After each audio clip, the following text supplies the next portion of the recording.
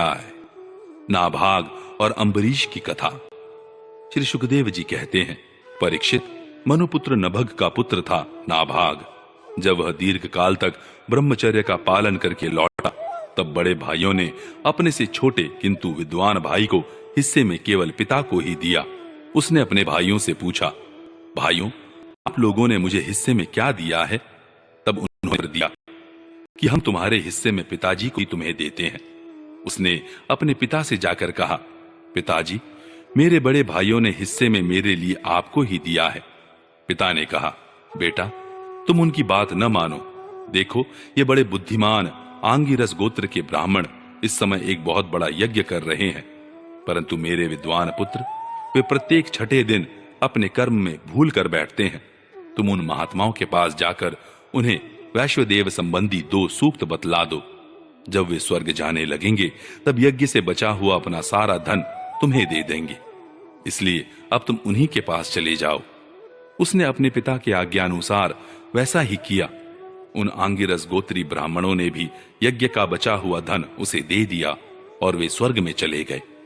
जब नाभाग उस धन को लेने लगा, तब उत्तर दिशा से एक काले रंग का पुरुष आया। उसने कहा, इस यज्ञ भूमि में जो कुछ बचा हुआ है वह सब धन मेरा है। नाभाग ने कहा, ऋषियों ने यह धन मुझे दिया है, इसलिए मेरा है।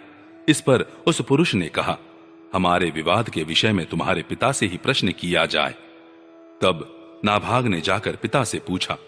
पिता ने कहा, एक बार दक्ष प्रजापति के यज्ञ में ऋषि लोग यह निश्चय कर चुके हैं कि यज्ञ भूमि में जो कुछ बच रहता है वह सब रुद्रदेव का हिस्सा है, इसलिए वह धन तो महादेव जी को ही मिलना चाहिए।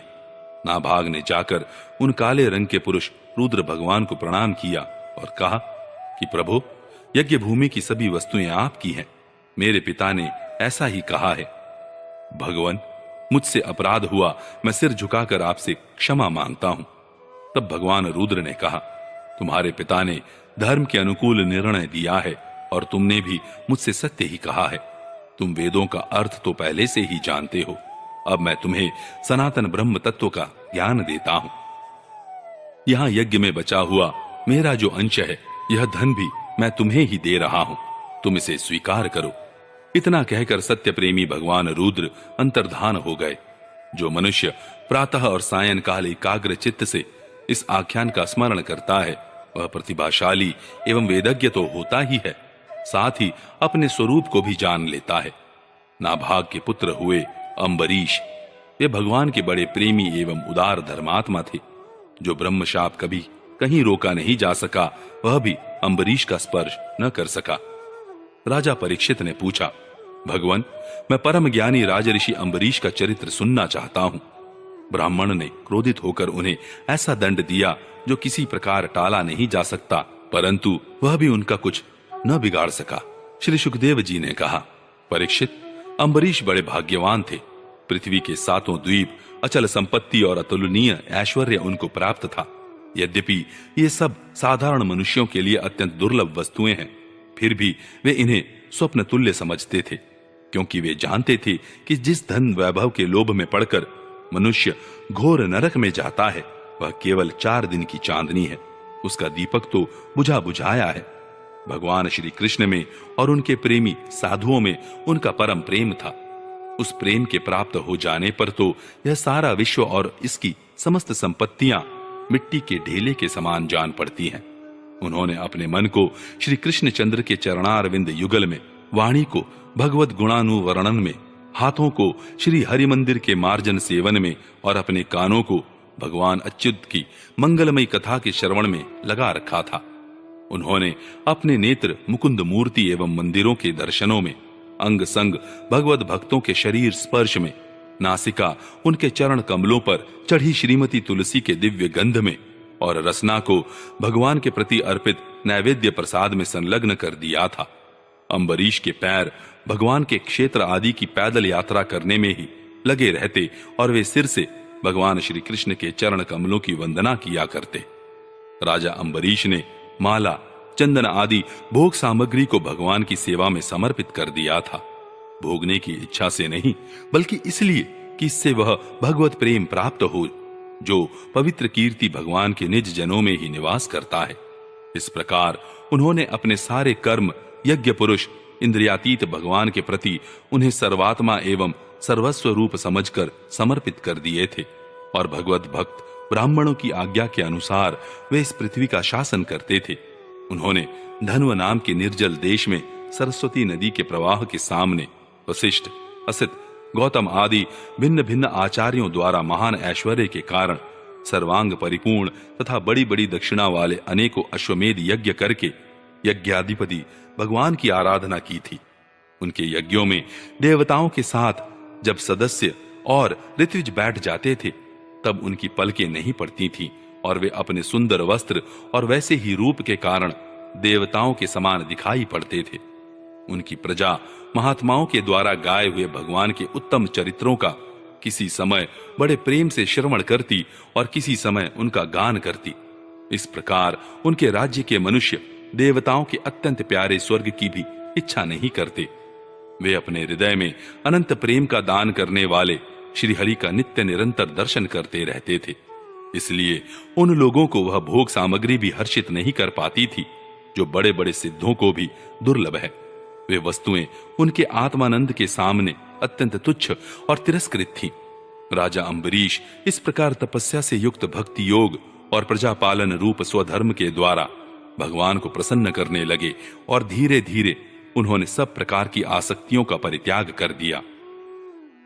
घर, स्त्री, पुत्र, भाई बंधु, बड़े बड़े हाथी, रथ, घोड़े एवं पैदलों की चतुरंगिणी सेना, अक्षय रत्न, आभूषण और आयुध आदि समस्त वस्तुओं तथा कभी समाप्त न होने वाले कोशों के संबंध में उनका ऐसा दृढ़ निश्चय था कि वे सब के सब असत्य हैं। उनकी अनन्य प्रेममय भक्ति से प्रसन्न होकर भगवान ने उनकी रक्षा के लिए सुदर्शन चक्र को नियुक्त कर दिया था, जो विरोधियों को भयभीत करने वाला एवं भगवत भक्तों की रक्षा करने वाला है। राजा अम्बरीश की पत्नी भी उन्हीं के समान धर्मशील, संसार से विरक्त एवं भक्ति परायण थी। एक बार उन्होंने अपनी पत्नी के साथ भगवान श्री कृष्ण की आराधना करने के लिए 1 वर्ष तक द्वादशी प्रधान एकादशी व्रत करने का नियम ग्रहण किया। व्रत की समाप्ति होने पर कार्तिक महीने में उन्होंने 3 रात का उपवास किया और एक दिन यमुना जी में स्नान करके मधुवन में भगवान श्री कृष्ण की पूजा की। उन्होंने महाभिषेक की विधि से सब प्रकार की सामग्री और संपत्ति द्वारा भगवान का अभिषेक किया और हृदय से तन्मय होकर वस्त्र, आभूषण, चंदन, माला एवं अर्घ्य आदि के द्वारा उनकी पूजा की। यद्यपि महाभाग्यवान ब्राह्मणों को इस पूजा की कोई आवश्यकता नहीं थी, स्वयं ही उनकी सारी कामनाएं पूर्ण हो चुकी थीं। वे सिद्ध थे, तथापि राजा अम्बरीश ने भक्ति भाव से उनका पूजन किया। तत्पश्चात पहले ब्राह्मणों को स्वादिष्ट और अत्यंत गुणकारी भोजन कराकर उन लोगों के घर 60 करोड़ गौएं सुसज्जित करके भेज दी।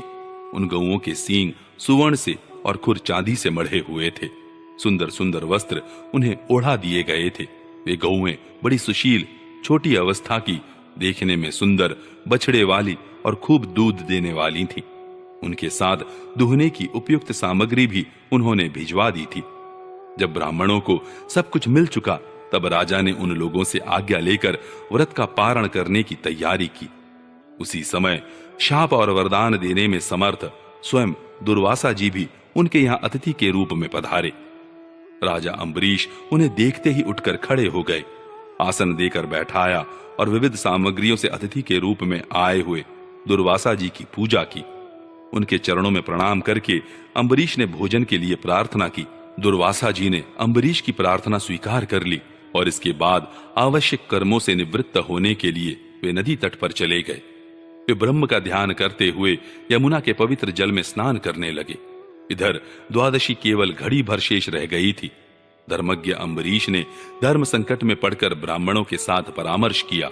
उन्होंने कहा, ब्राह्मण देवताओं, ब्राह्मण को बिना भोजन कराए स्वयं खा लेना और द्वादशी रहते पारण न करना दोनों ही दोष हैं। इसलिए इस समय जैसा करने से मेरी भलाई हो और मुझे पाप न लगे ऐसा काम करना चाहिए। तब ब्राह्मणों के साथ विचार करके उन्होंने कहा, ब्राह्मणों, श्रुतियों में ऐसा कहा गया है कि जल पी लेना भोजन करना भी है, नहीं भी करना है। इसलिए इस समय केवल जल से पारण किए लेता हूं। ऐसा निश्चय करके मन ही मन भगवान का चिंतन करते हुए राजऋषि अम्बरीश ने जल पी लिया और परीक्षित वे केवल दुर्वासा जी के आने की बाट देखने लगे। दुर्वासा जी आवश्यक कर्मों से निवृत्त होकर यमुना तट से लौट आए। जब राजा ने आगे बढ़कर उनका अभिनंदन किया तब उन्होंने अनुमान से ही समझ लिया कि राजा ने पारण कर लिया है। उस समय दुर्वासा जी बहुत भूखे थे, इसलिए यह जानकर कि राजा ने पारण कर लिया है वे क्रोध से थर-थर कांपने लगे। बहुओं के चढ़ जाने से उनका मुंह विकट हो गया।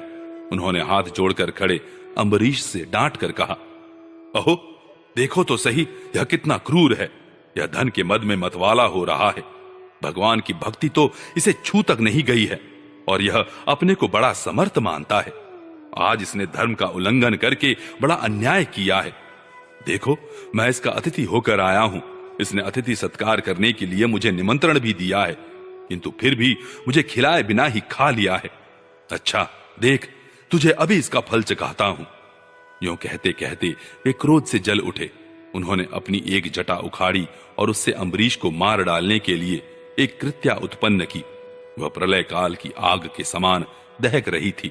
वह आग के समान जलती हुई हाथ में तलवार लेकर राजा अम्बरीश पर टूट पड़ी।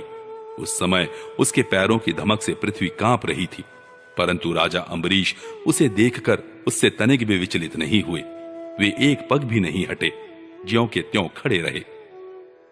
परम पुरुष परमात्मा ने अपने सेवक की रक्षा के लिए पहले से ही सुदर्शन चक्र को नियुक्त कर रखा था।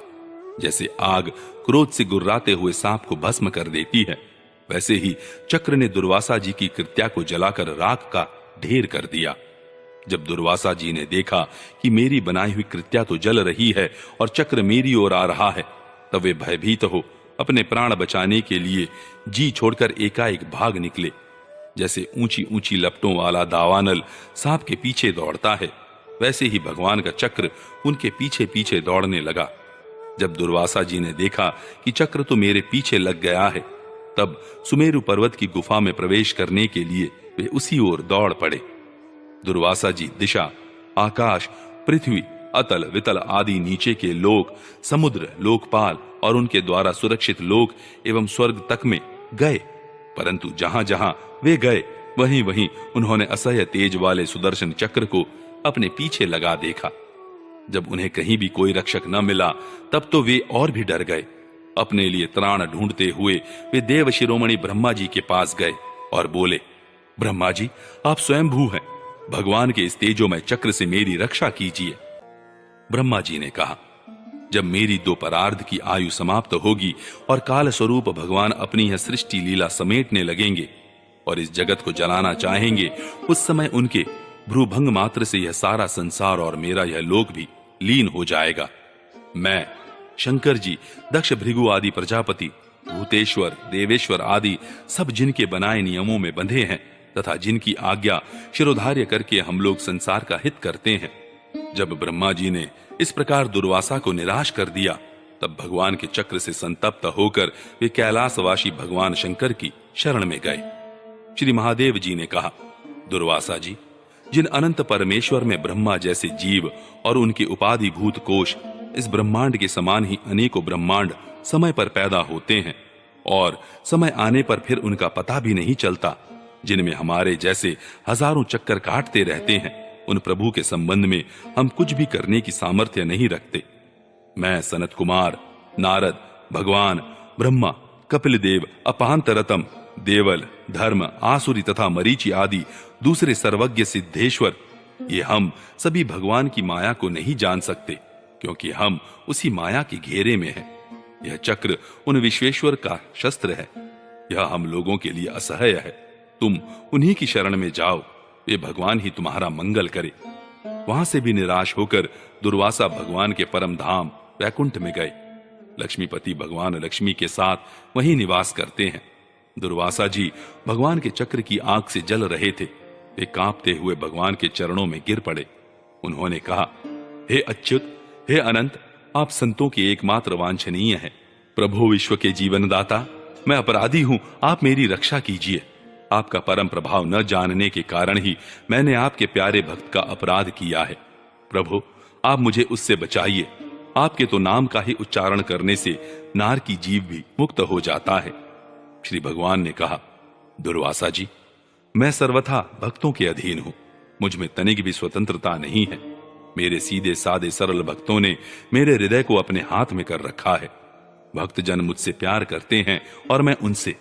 ब्राह्मण, अपने भक्तों का एकमात्र आश्रय मैं ही हूं, इसलिए अपने साधु स्वभाव भक्तों को छोड़कर मैं न तो अपने आप को चाहता हूं और न अपनी अर्धांगिनी विनाश रहित लक्ष्मी को। जो भक्त स्त्री, पुत्र, गृह, गुरुजन, प्राण, धन, इहलोक और परलोक सबको छोड़कर केवल मेरी शरण में आ गए हैं, उन्हें छोड़ने का संकल्प भी मैं कैसे कर सकता हूं? जैसे सती स्त्री अपने पातिव्रत्य से सदाचारी पति को वश में कर लेती है, वैसे ही मेरे साथ अपने हृदय को प्रेम बंधन से बांध रखने वाले समदर्शी साधु भक्ति के द्वारा मुझे अपने वश में कर लेते हैं। मेरे अनन्य प्रेमी भक्त सेवा से ही अपने को परिपूर्ण कृतकृत्य मानते हैं। मेरी सेवा के फलस्वरूप जब उन्हें सालोक के सारूप्य आदि मुक्तियां प्राप्त होती हैं, तब वे उन्हें भी स्वीकार करना नहीं चाहते। फिर समय के फेर से नष्ट हो जाने वाली वस्तुओं की तो बात ही क्या है। दुर्वासा जी, मैं आपसे और क्या कहूं। मेरे प्रेमी भक्त तो मेरे हृदय हैं और उन प्रेमी भक्तों का हृदय स्वयं मैं हूं। वे मेरे अतिरिक्त और कुछ नहीं जानते तथा मैं उनके अतिरिक्त और कुछ भी नहीं जानता। दुर्वासा जी, सुनिए, मैं आपको एक उपाय बताता हूं, जिसका अनिष्ट करने से आपको इस विपत्ति में पड़ना पड़ा है। आप उसी के पास जाइए। निरपराध साधुओं के अनिष्ट की चेष्टा से अनिष्ट करने वाले का ही अमंगल होता है। इसमें संदेह नहीं कि ब्राह्मणों के लिए तपस्या और विद्या परम कल्याण के साधन है, परंतु यदि ब्राह्मण उद्दंड और अन्यायी हो जाए तो वे ही दोनों उल्टा फल देने लगते हैं। दुर्वासा जी, आपका कल्याण हो। आप नाभाग नंदन परम भाग्यशाली राजा अम्बरीश के पास जाइए और उनसे क्षमा मांगिए, तब आपको शांति मिलेगी।